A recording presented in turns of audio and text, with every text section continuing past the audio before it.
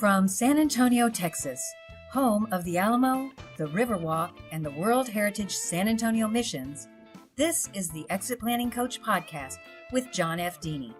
Designed to help advisors who work with business owners, John talks with top professionals in the exit planning field about best practices, marketing tips, and how to be more effective when working with owners. Now, here's John F. Dini. Hi, welcome to this episode of the Exit Planning Coach podcast. Our guest today is Scott Barth from Englewood, Colorado. Scott's company is SendBiz2. Is it a SendBiz2 or is SendBiz squared, Scott? Yeah, it's a SendBiz2. And okay. That is, the two stands for working with business owners together to get to peak returns, peak results. Okay, great. Okay, a SendBiz2, take you to, and we're in a mountainous place. And they work with business owners for three challenges: time, team, and money. Scott first learned about exit planning in 2008 after several clients weren't able to sell their businesses, and he pivoted to business owner wealth creation and helping them plan through the inevitable transition. As we all say in this industry, sooner or later, you're going to leave your business, whether you like it or not. Yeah. Or as I say, you can plan for it, or maybe you'd like it to be a surprise.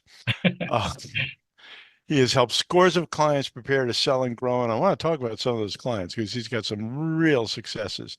Scott was 20 years in corporate with PepsiCo, Pillsbury, and Norell. He was an officer at the last two, but he was inspired by Groucho Marx's quote. No, not the one that says the duck will give you $100. Okay, that's something only people our age remember. Yeah, you and I would know that. Yeah, it says I wouldn't want to be. He said I wouldn't want to be a member of a club that would have me as a member in the first place. Scott decided corporate wasn't for him. He made the decision to go on his own and reordered his personal priorities to faith, family, and then career third. Welcome, Scott. Really good to have you. We've known each other for a long time, and it's great to get you on the podcast finally. Yeah, thank you very much, John. Just really pleased to be invited and excited to be here today. Thank you. Good. Our first question is always about how you got involved. We just said that you were tired of the corporate world and didn't find it as rewarding as you'd like. How did you get started? Did you just hang out a shingle and hope for the best, or? Yeah, actually, John, when I left corporate, I went into consulting on my own. And as you know, consulting and coaching is very different, which I didn't know at the time, because you're actually doing the work and then you have to find your next opportunity at the same time. And that was going very well. I had some great connections through the consumer products and so forth. And then 9/11 hit. And I could not find anything. And in fact, couldn't find any work, and the only opportunities were to go back to corporate. And I didn't have any desire to do that. And what happened is a coaching franchise that was, I'll remain nameless, but expanding to the US, had found me and reached out to me. And I thought, wow, this would be really interesting. So my dad, I'm one of 8 boys, middle of 8. My dad was a custom home builder, and a few years earlier than this period of time, he had transferred the business to my oldest brother, and then that ended up with a real problem that later on, when I got into exit planning. So anyway, I joined this franchise. I had to lay out a lot of money and really started understanding. But at that time, it was business coaching. So it was helping owners time, team, and money were, the common issues that many business owners had.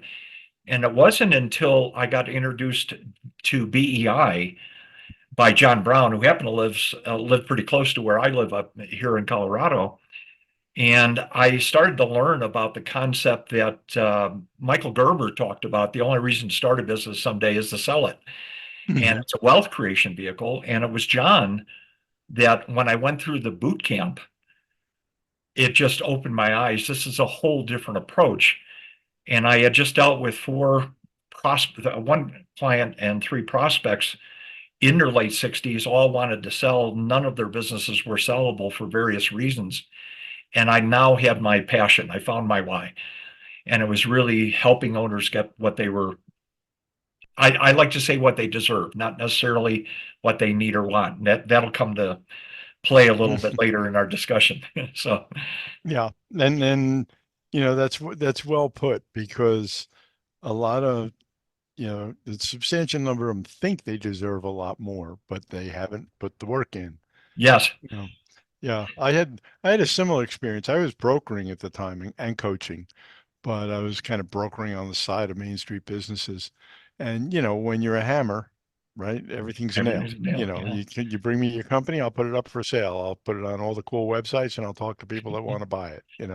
And when I went to boot camp and John outlined the internal transfer, it was like the seas opened. I was like, that's what I've been looking for. And very shortly after that, I dropped my brokerage practice, Hmm. and gave it to a couple other brokers in town as far as the listings I had to go into exit planning instead, because it was so much more exciting and rewarding. So you said you started in 03, but you started exit planning in 08. Yeah, I got Mm. introduced in '08 when I was, they had this wonderful BDM at BEI at the time that reached out to me, and I said, gee, this sounds really interesting. And that's how I first got connected with BEI, and then met with John. And then the boot camp for me was a no-brainer to go into that. The education, intensive 2-day. I don't know what it's like today, but it was a 2-day, and just the amount of education and opening up to the opportunities was what really excited me about exit planning. And my dad's business, I mentioned that briefly. He transferred the business when he was 59 to my oldest brother. Used to be a county sheriff in Chicago, by the way, not the best long-term career. And anyway, about 4 years after my brother took it over, he fell on a job site and was permanently disabled. Ooh. And unfortunately, it was with a friend of his without workers' comp, and the business had to be liquidated because of the medical bills. Mm. And my dad, who passed away a few years after that from cancer, literally we had a deathbed conversation, and he had told me Barth Builders with 8 boys, that was his dream. It was all about legacy. He wanted the business to continue beyond him. And obviously it was liquidated. And that one stuck with me when I learned about exit planning. Sure. Didn't mean as much at the time, but it certainly did when, once I learned about exit plan, and legacy was so important to my dad. So, Wow, that's a harsh lesson. yeah, it was tough, but it fuels me on helping owners get for lifetimes worth of work. As we all say that very often. Get what you deserve and what you've earned. And I wish my dad had been exposed to some of those potential hazards as he transferred the business. Yeah, it's funny for us older gray-haired. I started about 2 years after you. You were '08. I think it was 2010 when I first ran into BEI. But in those days, exit planning was a term that had to be explained every time you said it. You had to find 6 other ways to say it till people got it. Yes, absolutely. So when you first meet with a client, let's talk about clients and where they Yeah. come from. Where do your Uh-huh. clients come from? Yeah, like many of your guests, very heavy on referrals. Mm-hmm. And typically those referrals are coming from other advisors, other professions. In fact, one of the great pieces of advice that John gave early on to me that I took advantage of was start your own, advisory group, of fellow advisors, which I ended up calling TAP teams, Trusted Advisor Professionals. So I started one in 2011 with, all of the various members of advisors that would be helping clients to sell, banker, wealth management advisor, CPA, so forth. And that's what really led me to start getting some good referrals to be able to do that. And then the process that I do is I get a referral. I always send an email to them. And John, I have 2 things on my emails. I have the exit map readiness, the quick assessment, Mm-hmm. and I also got exposed back in, I think it was 2014, I'm going to say, to value, core value, which is now called Value Compass. Mm-hmm. And there's a quick assessment on there as well. So what I do is I send in my email when I get introduced to somebody, please complete one or both, whatever your desire is. And then we'll schedule a free call, either at my office or a Zoom call, which is so convenient today. And then we'll start our conversation, basically a free discovery meeting, if you will. That's how I really get started. And there's a lot of benefit in the reason I asked for that first. So Yeah. I find that I mean, we use the exit map, and when I send it out to somebody, I make it plain that we'll schedule a meeting when they do it. yes. And if they don't do it, I'll send them reminders to do it, but I won't schedule the meeting and go forward unless they've done it. Because if they can't put in 15 minutes, the rest of an engagement's going to be hell. There it is. That is it. It's all about level of commitment. And if you can't, how serious are you if you can't put in 15 minutes? Right. Do you market at all? I do a bit. I've got a group on LinkedIn called the Denver Business Leader Think Tank. And I did a lot of posts. I'm going to start that up again through an outside service that was really beneficial for me. But that's about the extent of it. So, the leads that I get are real solid and truly warm when you get it from advisors or past clients as sure. well, and current clients too. Yeah, those are always the best. Yeah. Those are somebody who could say, I did this and it worked. Yeah, one of the things, John, I like to point out about that is I like them to do when I get a referral, whether a client or especially with advisors, let's do what I like to call the 3-person meeting. Let's have the referrer, the referee and myself, and it allows you to get into a instant credibility, and that advisor is supporting you with their client, and to encourage them to go forward. So. Yeah, and they're showing an added value too. Yes. By bringing you in. Do you meet? You mentioned your TAP teams. Do you meet with them regularly, or is it just? Yeah, talking? So yeah, how those are set up, John. I have one that, gosh, I started in 2012 on John's behest, and we were meeting in person, and the different advisors would host until COVID happened. And then we went to Zoom, and everybody loves the idea of remaining on Zoom. So we meet for about an hour and a half. We've got a set agenda we go through, and we let referrals just come organically. I have a client who, and then, we're always looking at understanding the other advisors of business. We have a advisor in the spotlight. And then I've got another one that we started 2 years ago. We meet first Monday once a month for 7:30 to 9. Same kind of thing. We've got the same agenda, multiple advisors, and we earn the right with one another to be referred to somebody else. And then my third is my favorite. We have a number of advisors, and we meet once a month for a happy hour. And we get discussions that go well beyond just business owners. So yeah, that 3-beer logic is good. You can solve all the world's problems. Yeah, and we frequently do. Let me take a break here so we can pay for the podcast and a commercial message from our sponsor, and we'll be right back in 60 seconds. How would your practice survive if only 25% of your clients were happy with your work? How many referrals would you get? Would you advertise that success rate? Over the last decade, both the Exit Planning Institute and PwC have surveyed owners and found that 75% were profoundly unhappy a year after their exits. In 10 years, the exit planning industry has done little to fix this issue. Business owners need purpose, direction, and activity after exiting. Planning for that starts with your very first coaching conversation. We work with advisors who believe that clients should be happy after exiting.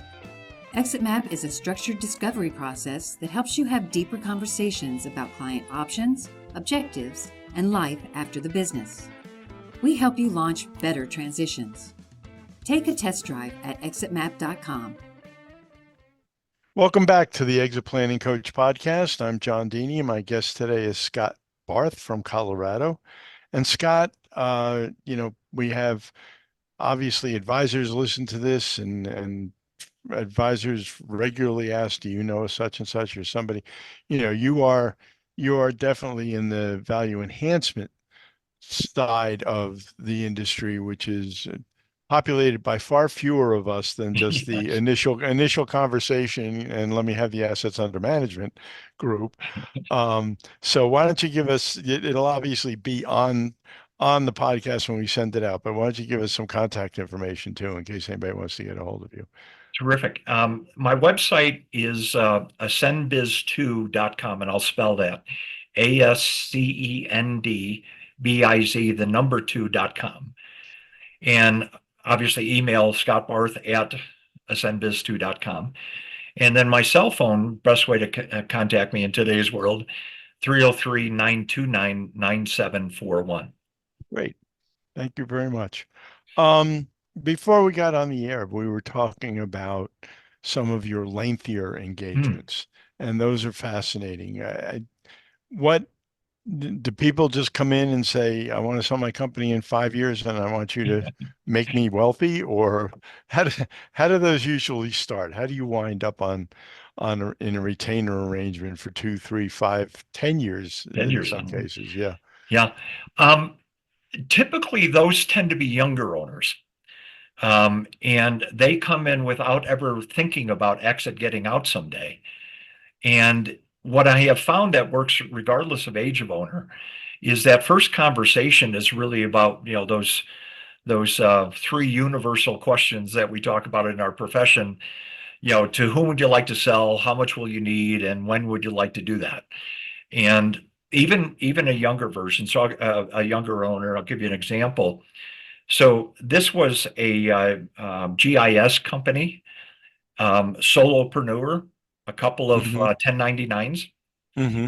and he really was stuck working, gosh, 80 without exaggeration, 80 hours a week. Young family, generated about 700,000 in revenue his first 2 years in business, but working outrageous hours. And I just simply asked him, would you like to create a real business? And he said, well, what do you mean by that? And then I described what a business would look like. Took him 2 weeks to call me back. And he was like, let's go. Let's get started. So in 4 years, we took his business from 700 to 7.5 million. Oh, wow. And from a single employee with 1099s to 40 employees, sold to private equity. Was thrilled to be able to do that, stayed on, as you know. And then they've subsequently made 4 acquisitions with that company. He was the platform company. And they are now about 350 employees and 90 million. And he is the CEO and will probably be done in the next couple of years in his late 40s. Huh. So Great story. Great yeah. story.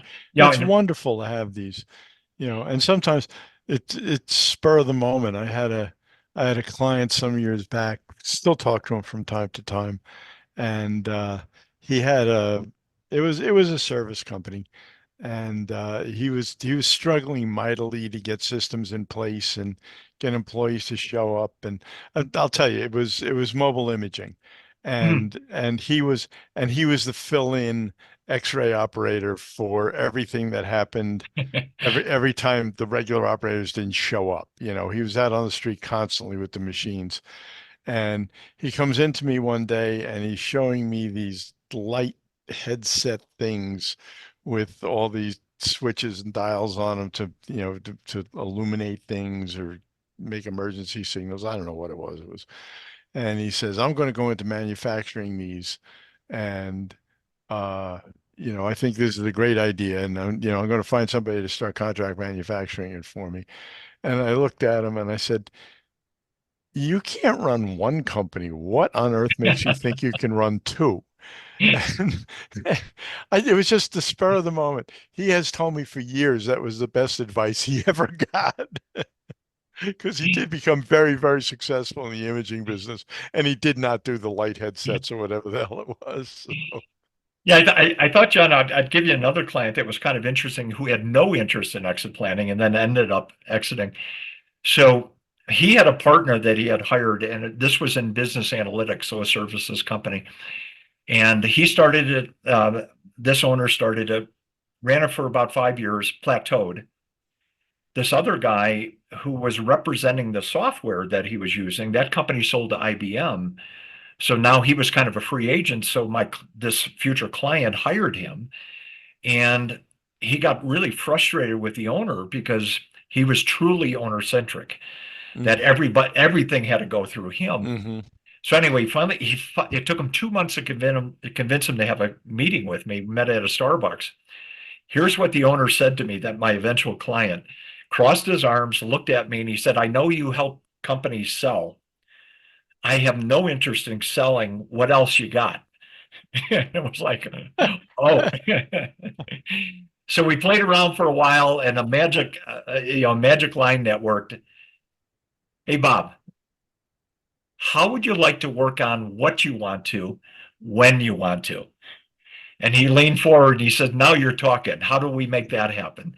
Anyway, in 18 months, we went from about 3.5 million in revenues, nice EBITDA margin, to almost 9, Wow. and went from 17 employees to 40. And literally walked in late October one year and just simply said, "I got a call from some guy that said he was an M&A person. What do I do?" And I said, "Well, you always take the call, Sure. but you be careful what you're going to talk about." And he said, "Great, we're scheduled for 15 minutes." So anyway, we got on a call, and within about 3 months, they had worked through the deal. He sold to that company, and they did exceptionally well. So That's great. yeah, That's great. you never know where these engagements are going to go. No, Yeah. no, it's they do. They come from all over. And when you have a success like that, and I've had a few where they've grown very, very well and made buckets more money than they ever expected to. You know, it's less because the consultant is a genius and more because they can implement. Yes. They get an idea and they put it to work and they go and do it. You know, I've told people for many, many years the difference between a company with $1 million worth of revenue and a company with $5 million worth of revenue is not any particular skill. It's not what industry they're in. It can be any industry. It can be any type Mhm. of business. It's the ability to implement. Absolutely. Over $5 million in revenue, you got to start being able to develop managers and systems and stuff like that. But you can get to five just by doing the things you should be doing. Yes, You know, absolutely. Hmm. you know. Yeah, and John, I'm kind of building on that. So when I talk to an owner, and I know pretty quickly whether or not their business is sellable or transferable, many times they're going to have a shortfall in terms of what they need or want. By the way, a good indicator that somebody is probably not that coachable is when you ask them if they have a wealth management advisor, and they Hmm. tell you, "No, I do it all myself." Yeah. It was like, okay, you're going to try to DIY with me. Probably not what what we should be doing. But anyway, what I have found pretty consistently is when I help them start to understand value drivers, what that Hmm. do for the business, and now make the business sellable over time. And one of the things I talk with owners that seems to really resonate: grow your value, multiply your options. And Yeah, that's nice. That's yeah, well they, put. yeah, they get that, and they like that because now I start to talk what options look like. Yeah. So Yeah. you go a number of different routes because life happens along the way, along the journey. Yeah, there's always that, you know. Uh, Best laid but plans kind of thing. yeah, the dismal D's. Yes. Um, when I wrote my first book back in, I don't know, 2011 or 12, I listed 12 of them. And I just wanted 12. So I don't know if defenestration is really a dismal D in the classic sense, but I stuck it in there. Um, Time has gone quickly. I'm having a great time. I want to Ah, do this again. love But to. we're running up to it, and I like to keep it to the average person's drive time. But I do have a final question that I'm asking everybody their first time on the show. I'm sure you know, exit planning as a certification has taken off. Yes. We have gone from when you and I got in the business, there were maybe what 150 of us in the country. Now there's uh, at least 6,000. We just did the exit planner survey, Mhm. and we were sending it out to over 6,000 people. So what would be your advice to somebody that says, exit planning, that looks like something where I could put my skills to good use? How would you tell them to kick it off? Great, great. Um, yeah, probably like a lot of other advisors, what worked for me. So, what really helped me, and I know BI still offers it, is the boot camp. Hmm. You get this 2-day indoctrination to really learn, and I think what's really important, you got to figure out, is this what I want to do? And that's really helpful. But there's tremendous education. And then what I found after that was, again, taking advice from John. I would assume that EPI probably has something similar. I'm not talking about the full certification. I'm going the toe in the water, understand what you're getting into. Um, and I think that's really valuable. But then starting your own TAP team, because, a trusted advisor, Hmm. professionals, excuse me. I think that's invaluable because you can engage with people that get it. And there's an education process and a natural referral on people that you would be willing to stake your reputation, which is what referrals are all about. Right. And these are individuals you get aligned with. And when you start your own group, you can bring people into it, and then it just naturally comes. Oh, I have an owner that I think would benefit from speaking to you. So um, that for me was the best way to get started. Yeah. Excellent idea. We have a number of very successful planners in our network that Mhm. utilize the exit map and have Yes. regular meetings with other professionals to discuss not only referrals but issues. I just ran into one that I have people I can call up for, but it's the kind of thing that everybody in a group like that would be well served to hear that discussion, you know. And I founded the XPX chapter here in San Mhm. Antonio, and that serves for some of it, but it quickly grew to be too many people to be, do I want to refer to everybody in the room? I don't know. I don't know everybody in the room Right. anymore. Yeah. Yeah. Hey, John, I wanted to give you one quick compliment, and I'm not blowing smoke. Oh, okay. I'm a long user and a big Yes, you are. fan of Yeah. ExitMap. And the 4.0 is just the next great iteration of it. Thank But you. I wanted to mention to you, and I wanted to give you this compliment. One of the mentors in my life was a person when I was at Pillsbury Company. He was the senior vice president of sales and marketing, and came from P&G. And what he used to challenge us all the time was simply this: beyond complexity lies simplicity. And when I look at Exit Map 4.0, you've taken what is can be very complicated for owners and made that in a way that can be implemented and understood by very busy people. And I love that. You work all the time towards that. How do we make it simple for owners? Not easy, just simple, Yeah. easy to Well, understand, right? And I think you've done a great job. And so I'm a big fan on what that does for us also from a marketing standpoint, is get everybody to take it. Because, Bo Burlingham, I think you and I were at that same BI hmm. conference, once said that exit planning should be a standard planning process for every business owner, Yeah.